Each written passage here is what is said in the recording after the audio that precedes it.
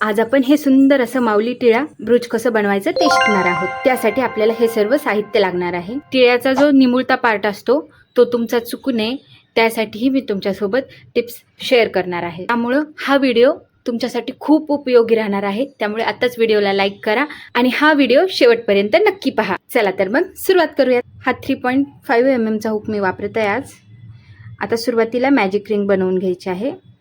अशी magic ring बनवल्यानंतर आपण 3 चेन बनवून घेणार आहोत। या 3 चेन बनवल्यानंतर आता आपल्याला यार्न ओव्हर करायचं आहे आणि आपल्याला बनवायचं आहे डबल क्रोशे। एक लूप ओढून घेतलं, यानंतर 2 लूप्समधून हुक बाहेर, नंतर 2। तुम्हाला काळी उलन कदाचित थोडीशी कॅमेऱ्यामध्ये कॅप्चर होत नसेल नीट, तुम्हाला स्टिचेस करणार नाहीत, पण मी सांगते त्यावरून तुम्ही इझिली हे बनवू शकता।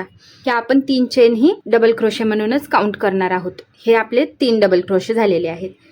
असेच आपण डबल क्रोशे बनवून घेणार आहोत 12। चला मी फटाफट 12 डबल क्रोशे आता बनवून घेत आहे।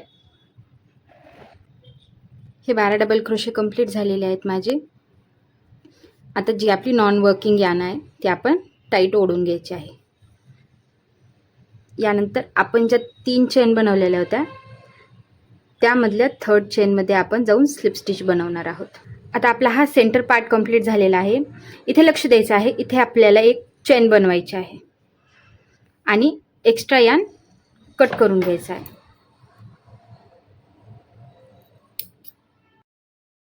मी टाईट ओढून घेत आहे कारण की हे लूज पडू नये म्हणून। आता मी पिवळा रंग घेतलेला आहे। अगोदर स्लिप नॉट बनवून घ्यायची आहे। स्लिप नॉट बनवल्यानंतर आपण जिथं चेन बनवलेली होती त्या सेम स्टिचमध्ये आपण आता बनवणार आहोत एक डबल क्रोशे। ह्या 2 यार्न आपल्यासोबतच चालल्या पाहिजेत, मग नंतर तुम्हाला एंड्स व्ह्यू करायची गरज पडणार नाही। ठीक आहे। आता इथे बनवायचं आहे अगोदर एक सिंगल क्रोशे, नंतर परत यावरतीच बनवायचं आहे एक सिंगल क्रोशे। हा होईल आपला जुगाडू डबल क्रोशे। सेम त्याच स्टिचमध्ये परत बनवायचं आहे एक डबल क्रोशे। या प्रोसेसला इन्क्रीज करणे असं म्हणतात। प्रत्येक स्टिचमध्ये आपल्याला 2-2 डबल क्रोशे, आपला सर्कल अगदी फ्लॅट होईल। ठीक आहे।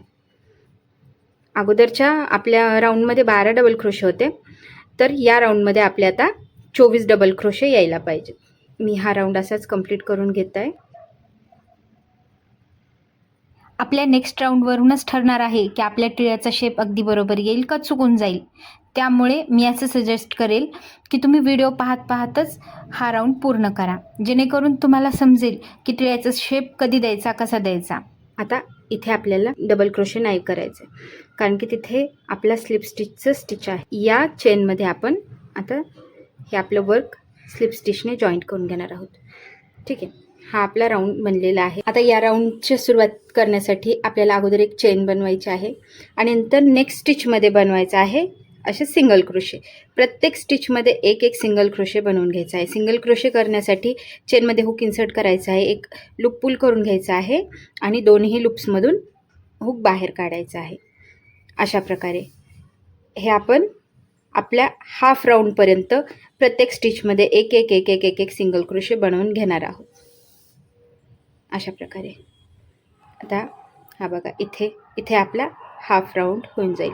इथे तुम्ही स्टिच मार्करचा वापरही करू शकता, पण जर तुमच्याकडे स्टिच मार्कर नसेल तर मी विदाऊट स्टिच मार्कर आज तुम्हाला सांगणार आहे कसं करायचं। ठीक आहे। इथं आपला होईल हा इथपर्यंत आपण बनवून घेऊयात हे अशा प्रकारे आपलं वर्क कसं दिसेल। आता आपण हाफ राऊंडपर्यंत आलेलो आहोत, तर आता काय करायचं आहे आपल्याला 1 2 3 आणि 4 चेन बनवून घ्यायच्या आहेत। यानंतर ही चेन आपण स्किप करणार आहोत। नेक्स्ट चेनमध्ये आपण बनवणार आहोत half double crochet, single crochet. यानंतर बनवायचं आहे हाफ डबल क्रोशे। त्यासाठी हुकभोवती यार्न रॅप करून नेक्स्ट चेनमध्ये हुक इन्सर्ट करून एक लूप पुल करून तिन्ही लूप्समधून हुक बाहेर काढून घ्यायचा आहे। हा होईल आपला हाफ डबल क्रोशे। परत नेक्स्ट स्टिचमध्ये बनवून घ्यायचा आहे हाफ डबल क्रोशे. आता जिथून आपण ही सुरुवात केलेली होती त्या स्टिचमध्ये आपण बनवणार आहोत हाफ डबल क्रोशे अशा प्रकारे. ठीक आहे. आणि तो एकदम टाईट खेचून घ्यायचा आहे. आता जशी आपण या राऊंडची सुरुवात केलेली तसंच प्रत्येक स्टिचमध्ये सिंगल क्रोशे बनवून घ्यायचा आहे. तुम्ही हा टिळा कितीही मोठा बनवू शकतात. फक्त तुम्हाला हे राऊंड एक एक करून वाढवावं लागतील आणि ह्या चेन्स वाढवावं लागतील. आणि तुम्हाला वाटत असेल की हा आपलं असं दुमडतंय तर कुठे कुठे तुम्ही एका स्टिचमध्ये 2-2 सिंगल क्रोशेही बनवू शकता, जेणेकरून तुमचं कसं वाटीसारखं होणार नाही आहे. आता इथे तुम्ही बघू शकता, इथून आपण आपला राऊंड सुरू केलेला आहे. तर इथे आपण आता एक सिंगल क्रोशे बनवतोय आणि या स्टिचमध्ये एक बनवतोय सिंगल क्रोशे. आता इथून आपल्याला राऊंड सुरू झालेला आहे. आता फर्स्ट स्टिचमध्ये आपण स्लिप स्टिच करून घेणार आहोत. ठीक आहे. हे कंप्लीट झालेलं आहे आपलं. आता एक चेन बनवायची आहे एक्स्ट्रा सिक्युरिटीसाठी आणि हे एक्स्ट्राचं उलन इथे मी कट करून घेते.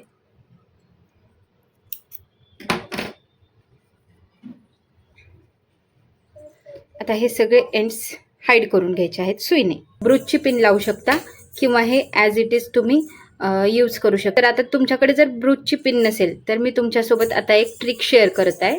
ती तुम्ही वापरून DIY ब्रूचची पिन ही बनवू शकता. त्यासाठी आपल्याला लागणार आहे एक अशी सेफ्टी पिन आणि हा मी पॅच बनवून घेतलेला आहे हाफ डबल क्रोशेचा वापर करून. तर काय करायचं आहे, सेफ्टी पिन अगोदर अशी उघडून घ्यायची आहे. ठीक आहे. आणि प्लेसमेंट बघायचं आहे. इथे मी सेंटरला करत आहे. आता जिथे आपल्याला प्लेसमेंट करायचं आहे पिनचं तिथे आपण हॉट ग्लू लावून घेत आहोत अशा प्रकारे. यानंतर सेफ्टी पिन लावून घ्यायची आहे. हॉट ग्लू सोबत काम करताना केअरफुल राहायचं आहे. आणि हा पॅच असा ते अप्लाय करायचा आहे. आणि जिथे ग्लू लावलेलं नाही आहे तिथे या पॅचला ग्लू लावून घ्यायचं आहे. हे व्यवस्थित चिटकवून घ्यायचं आहे. फटाफट वाळून जातं. लास्टला असं मनी मी ओवून घेतलेले आहेत सुईमध्ये मॅचिंग कलरचा धागा घेऊन. आणि सिम्पली अशा आपल्या ब्रूचला अटॅच करून घ्यायचे आहे. याने याचा लुक खूप सुंदर येईल. अशा प्रकारे हे अटॅच करून घ्यायचं आहे. एक्स्ट्रा धागा कट करून घेतल्यानंतर हा आपला सुंदर असा ब्रूच रेडी आहे. हा व्हिडिओ आवडला तर लाईक करा. आपल्या चॅनलला सबस्क्राईब नक्की करा, कारण की असेच छान छान ट्युटोरियल मी तुमच्यासाठी घेऊन येत असते, तेही मराठीमध्ये. तो आपण नेक्स्ट व्हिडिओमध्ये. तोपर्यंत बाय बाय. हॅपी क्रोशेटिंग.